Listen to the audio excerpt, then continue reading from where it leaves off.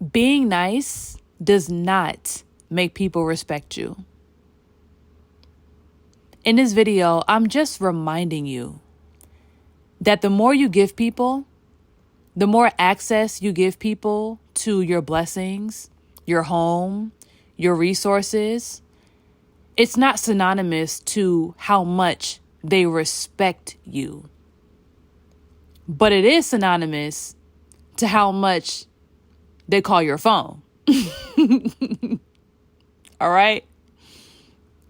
When I was younger, I felt like it was hard for me to make friends because I was so shy. I was only used to being around my cousins and my family, but when I went to public school, I was very, very uncomfortable, totally out my comfort zone. And even though when I actually look back at it, it wasn't actually hard for me to make friends. It's just that I was so uncomfortable that I identified with someone who didn't have a lot of friends. I personally identified with the struggle of not making friends easily.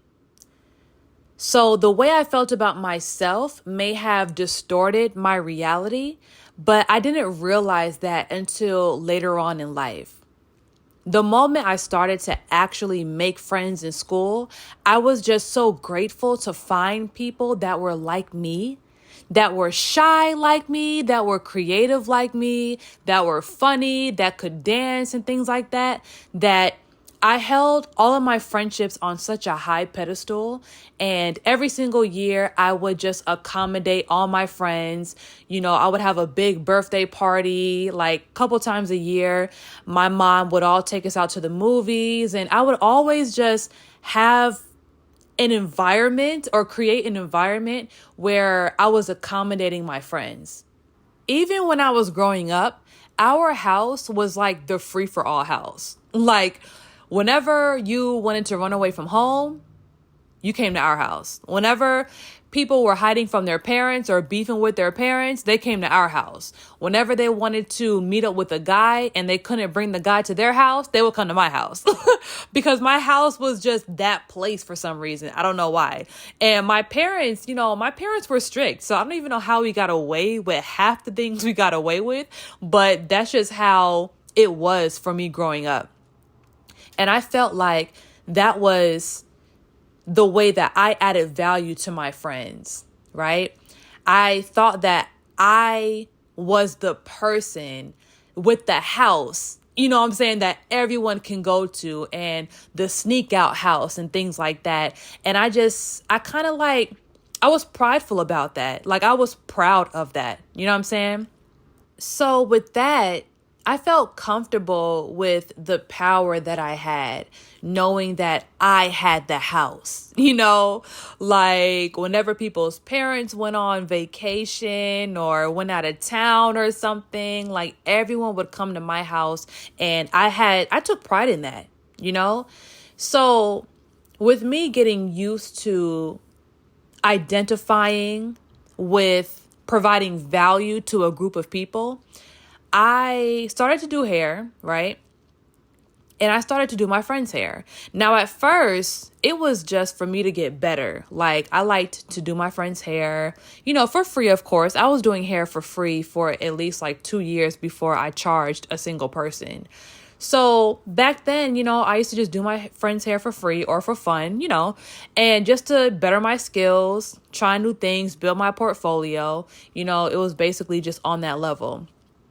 But when I went to high school and I started to kind of make different friends from high school, like a lot of my friends I've known since middle school, elementary school, but the new friends in high school were trying to get close to me. I wouldn't say only for me to do their hair, but after a certain time of hanging out with me and my group of friends, they would ask me like, how come you don't do my hair? Or how come you do so-and-so's hair for free, but you don't do my hair for free? So me thinking that I had to be of value to these people, right? Despite them not being with me in my early journey of doing hair. despite them not contributing to my skills or how much I've developed, I felt like just because I was friends with someone, I had to do something for them for me to be a good friend. And because I still had that traumatic undertone of me identifying with someone that can't make friends easy, I kind of clung to people that actually liked me and I liked them. Like if I felt like we were cool and we could be friends, I would just automatically have no boundaries. I would just do anything and give anything. And I wouldn't say it was just solely just to have friends or maintain friends, but that's what I felt like a good friend was. Right? Now, I speak about this phrase often. I've mentioned it in a couple other of my videos, but something that really resonates with me and that I'm using as a common theme in my life this year, so I can remind myself to have boundaries, is familiarity breeds contempt. When people get too used to you, when people have unlimited access to your resources, they begin to take you for granted. The level of respect that they have for you begins to decrease. Because when you enable everyone around you, they begin to feel entitled. Okay? I didn't realize that I was enabling people around me by doing everyone's hair for free whenever they wanted, or whenever at the time I was actually charging, I was still charging dirt cheap prices to do their hair, like super cheap prices just because they were my friends. I didn't realize that I was training them to treat me and perceive me a certain way. I didn't realize that I was actually enabling people instead of being a good friend to people. They say if you teach a man to fish, he eats for a lifetime. But if you give a man a fish, he eats one time and he gonna be back for more. That's not the phrase. I added my own remix, but that's basically what happens. It's not like I was going to go around and teach my friends how to do hair. That was my passion. But I gave it to them too easy. So they expected it every single time. And if I wasn't giving them a discount or putting them above my paying clients, then I was acting funny all of a sudden. Or I wasn't being a good friend. Right? So as years went by, mind you, this was going on for like 10 years. And by the end of the 10-year period, my friends were only paying like $100 for a wig and an install. Like I wasn't even training them to pay the $250 mark.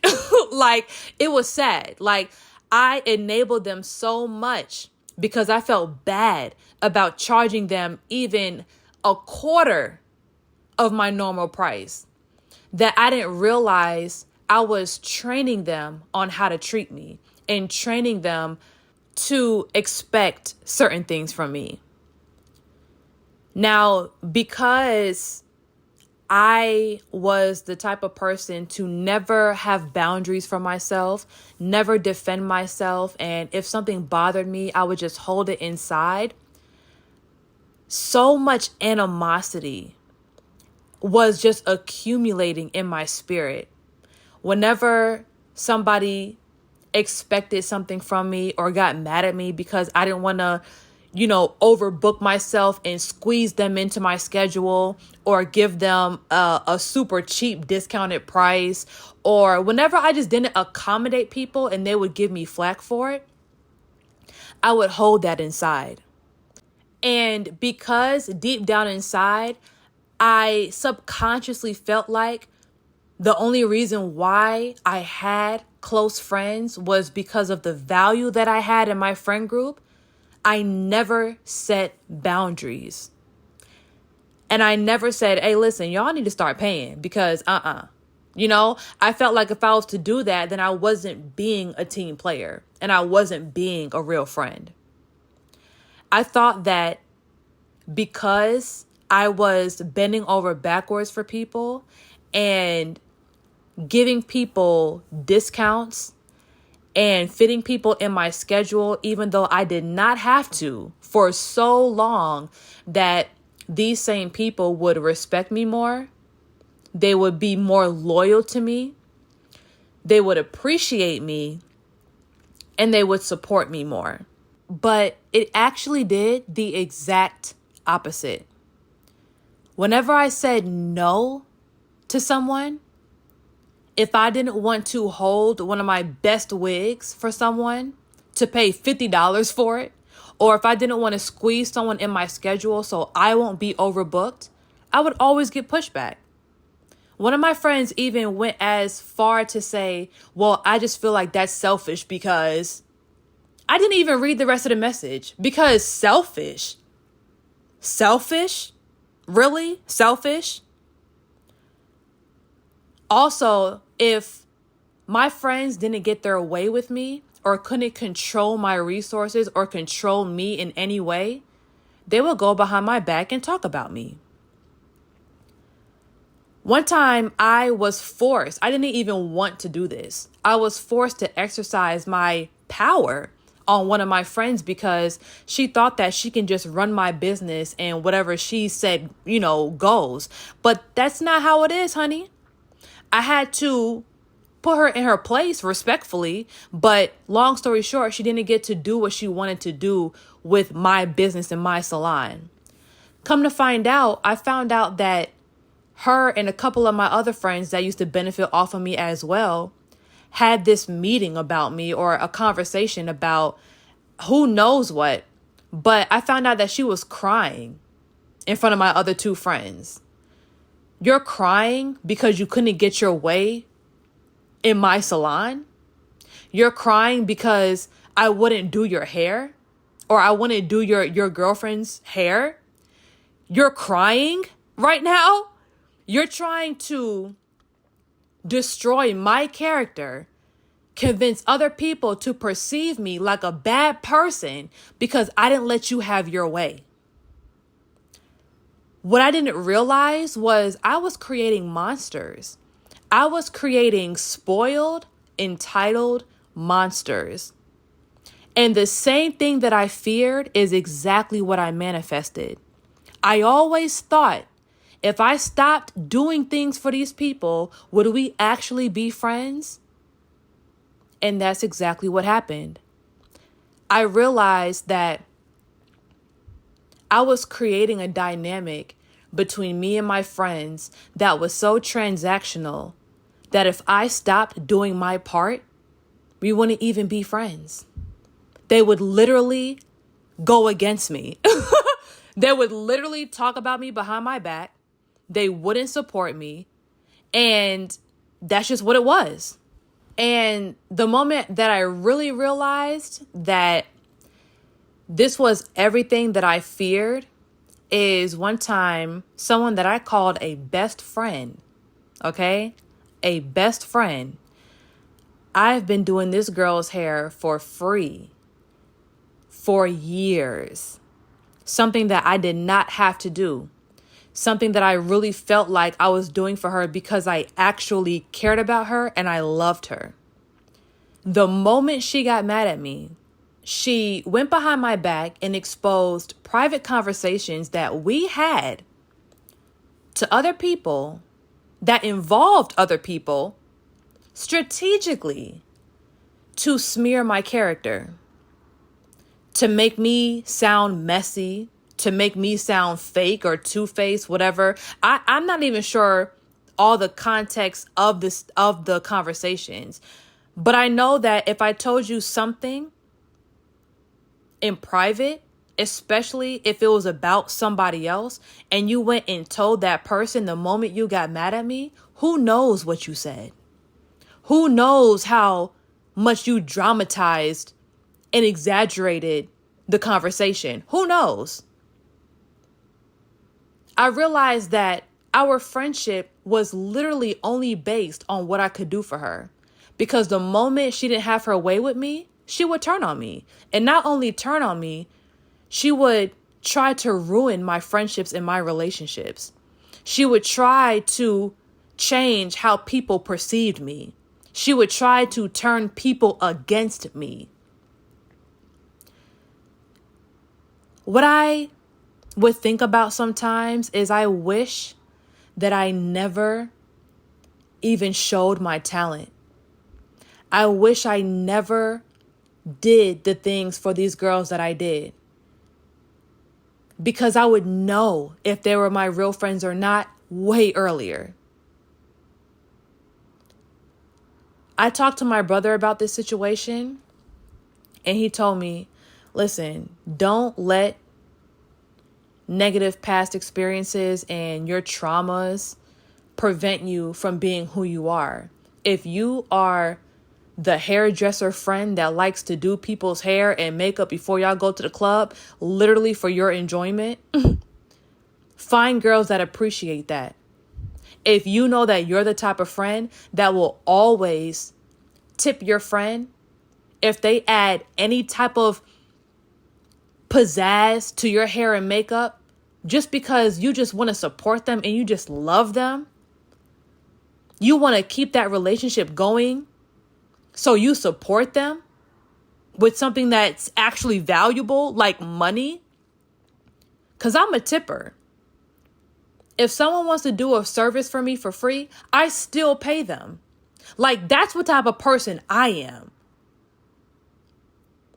And I shouldn't feel like it's so far off to find friends that are like that.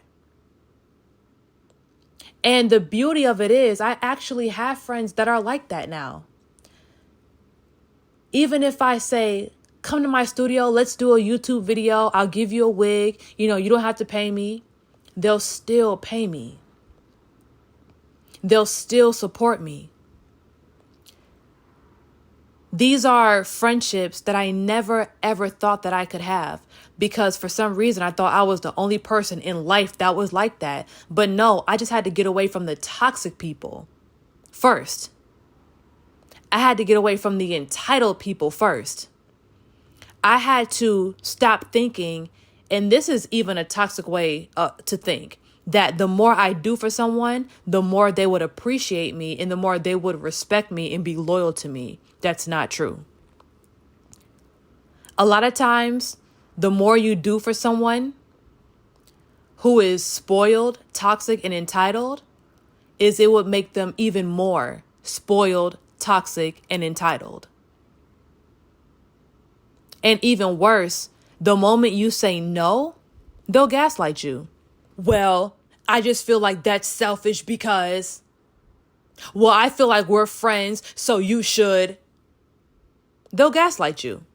So in the end, what I realized was the way you build respect for yourself is you need boundaries. You cannot give anyone unlimited access to your resources and your blessings. I don't care who it is. It will make anyone comfortable.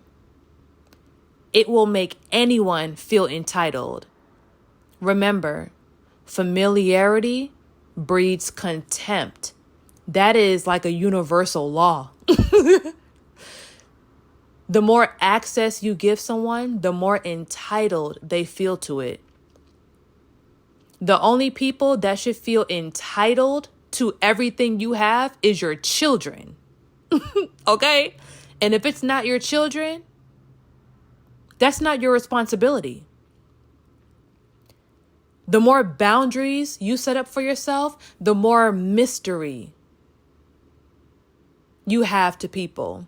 And the more they have to respect you, because they don't know everything about you. They don't have access to everything about you. So they have to respect what they can't figure out and what they don't have access to. You need boundaries. You need standards. If I'm talking to my old self, I would say always charge people from day one. Not because you're a bad person or you're greedy, but because you don't want to train people the wrong way. If I knew that my life would go in the direction where hair became my career and my main source of income, I would have never trained people to expect free services from me. I would have never, but I didn't know no better. I cared about being a resourceful, good friend more than I cared about training people's subconscious on how to treat me and how to perceive me. So instead of me just maintaining those friendships with that dynamic, I had to reverse it when people were already too comfortable. So it actually changed the dynamic of our friendships forever, because now they don't even see me the same. They don't even see me like I'm a friend because I'm not acting in my quote unquote normal love language. That's not my love language. I was doing that for you for a favor, as a favor, but they didn't see it like that.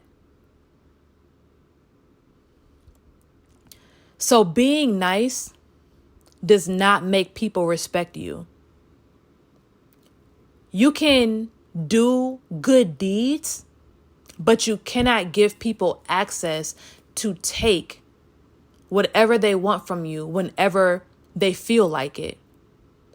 You cannot give people access to enter your home, enter your energy, and use what you have at their leisure because they won't respect it. What's easy to obtain, people don't respect. What people have to work for, they respect. That's just life. That's just life. And it doesn't even just refer to people outside of yourself. It refers to you too. Think about something in your life that you obtained too easily. You probably did not respect it or try to protect it as much versus something that you had to work for or pay a lot of money for. If you buy a $5.99 belt from the beauty supply store, you might have it in your house. You may throw it on the floor. If someone needs to borrow a belt around you, you may give it away with no questions asked, right? But if you buy a $800 Gucci belt, you're probably going to be a little bit hesitant about letting people borrow it, right? If somebody around you needs to borrow a belt, you might give them the one right beside it, right, that costs $10 rather than the one that costs $800 because you value that one more. So never think that it's a personal attack on you, right? Just because people don't appreciate you the way you feel like they should, or value you or respect you the way you feel like they should, it's not anything personal. It's just human nature. And that's just a sign that you have to set up boundaries for yourself and have a little bit more respect for yourself. People learn how to treat you by how you treat yourself and how other people treat you. So if they see that other people can get over on you and get whatever they want from you, of course they're going to try it. But if they see that that doesn't really happen with you, that can't happen, they won't try it. Or they may try it one time, but that's about it. So you have to build that respect for yourself. You have to be strong and defend yourself and set up respectful boundaries. That's normal. That's nothing unusual. And just because people are not respecting you the way you feel like they should, does not mean that you are not a respectable person. It just means that you have to adjust a few things about yourself to experience a new reality. All right? So once again, being nice does not make people respect you. Okay? Having boundaries and having respect for yourself makes people respect you. So thank you so much for watching this video. If you are not subscribed to my channel already, make sure you go ahead and do that. Turn on your notifications and share this video to anyone you feel like desperately needs to hear this message. All right? Always remember, grow in peace, and success is a journey, not a destination.